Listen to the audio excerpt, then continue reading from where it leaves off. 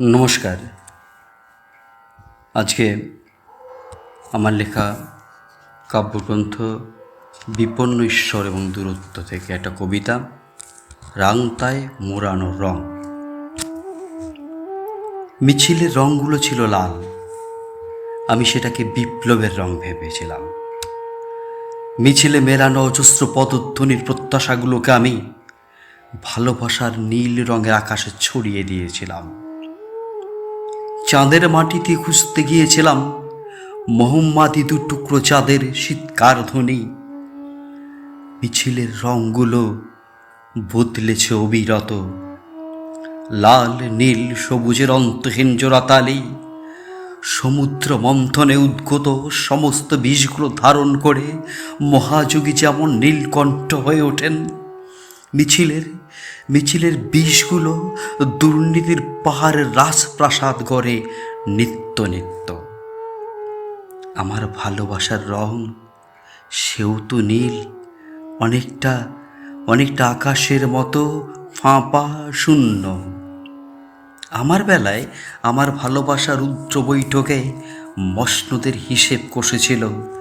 আকাশটাও কেঁদেছিল মিছিলের কালো আর বিভেদের রঙে।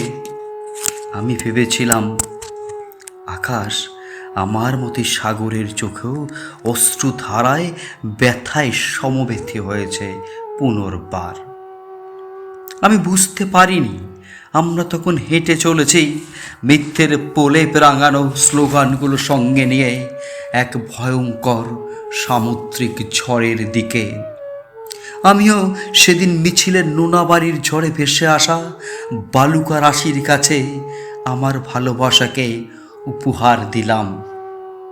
সাগরের কান্নায় নিজের দুঃখগুলোকে ভাসিয়ে দিলাম। সেদিন আকাশ থেকেও বিরামহীন জলের ধারা নেমেছিল। আমি মনে করেছিলাম ভীষণ ভালোবাসে আমায় আকাশ, ঠিক আমারই মতো। আমি বুঝতে পারিনি তা ছিল আকাশের রং পাল্টানোর সময়। এরপর আমি আবারও মিছিল হাঁটতে শুরু করেছিলাম।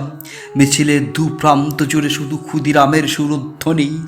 সেদিন আবার নিজেকে ভাঙতে শুরু করেছিলাম একটা অপদার্থ মানুষ হিসেবে, কেননা অপদার্থরাই নেতৃত্ব দেয়। কি অদ্ভুত! সেদিন আকাশটাও রাতারাতি বদলে গিয়েছিল। তার চোখে আর কোনো জল ছিল না সেদিন।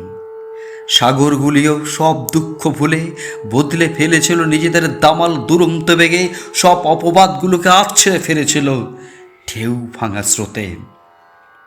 মেঘের দেশে মাধবীলতা তখন বেহুলার ভেলায় বসে খোপায় বেঁধেছিল লাল পলাশ।